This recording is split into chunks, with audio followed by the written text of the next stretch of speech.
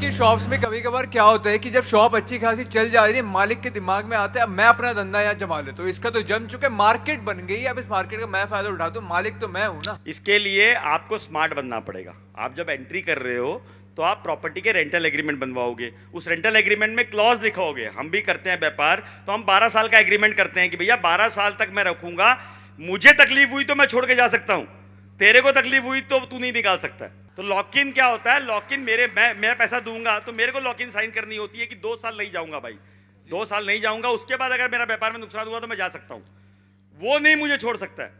तो एक बार मेरा अगर लीज एग्रीमेंट अच्छे से एक वकील से बनवा लिया तो लीज एग्रीमेंट अच्छा होगा तो कोई आपको नहीं निकाल सकता है। हमारी 385 दुकान चल रही है, सारी दुकान जब भी हम खोलते हैं पहले 2 महीने में ही लैंडलॉर्ड फोन करता है कि मुझे तो बेवकूफ बना दिया आपने, ऐसे ही बोलता हो, मुझे तो बेवकूफ बना दिया, मेरी प्रॉपर्टी तो 100 रुपए स्क्वायर फीट में जानी चाहिए, आपने 50 रुपए में ले लिया क्योंकि इतनी भीड़ हो रही है आपके पास। तो वो तो होगा ही, बट आपके अपने एग्रीमेंट स्ट्रांग होने होंगे, उसके बाद कुछ नहीं होगा।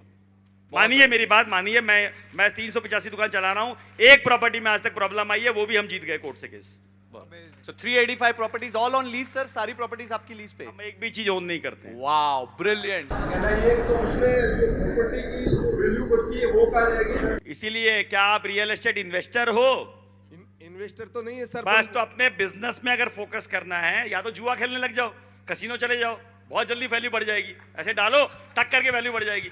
वो तो चला भी जाएगा सर। तो इसीलिए यहां भी जा सकता है, बढ़ भी सकता है, कम भी हो सकता है। प्रॉपर्टी में तो आज दिन तक कभी घटा ही नहीं है, कभी ऐसा बढ़ा ही नहीं, नहीं है। ये हमारा बिलीफ है। अब इंपॉर्टेंट क्या है, हमें ये भी समझना होगा कि कितना परसेंट बढ़ रहा है, हम अपने व्यापार से कितना निकाल सकते हैं और प्रॉपर्टी से कितना निकाल सकते हैं।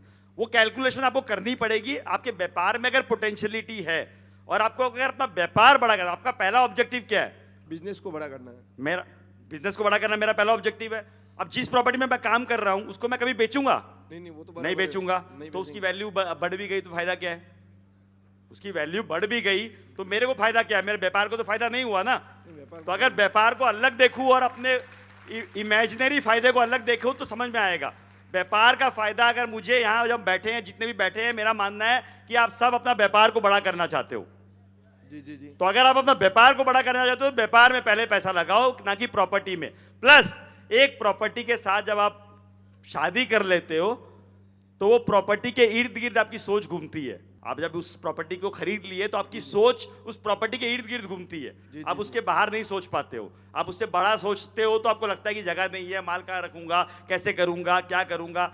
जब आप रेंट के मॉडल पे होते हो तो आपको आज ये छोटी है, चलो कल बड़ी ले लेते हैं, यहाँ ये तकलीफ आ रही है, चलो वहाँ अच्छी सुविधा ले लेते हैं। तो मेरा ये मानना है कि property should only be one of the feature. जैसे आदमी है कि भाई मैं ये आदमी के साथ काम कर रहा हूँ, ये आदमी अब इतना काम कर सकता है, इसके बाद का आदमी काम करने लायक नहीं है, तो यार हटाओ इसको, नया आदमी ले आओ, अच्छा आदमी ले आओ। तो वो हमको उस तरह से अगर हम लेंगे, अपने व्यापार के लिए एक्सेस कैपिटल होगा। जब अपने व्यापार के लिए कैपिटल एक्सेस होगा तो आपकी परचेजिंग अच्छी होगी, आपके सिस्टम्स अच्छे होंगे, आपकी मशीनरी अच्छी होगी, आपकी कॉस्ट अच्छी होगी और आपके डिसीजंस राइट होंगे।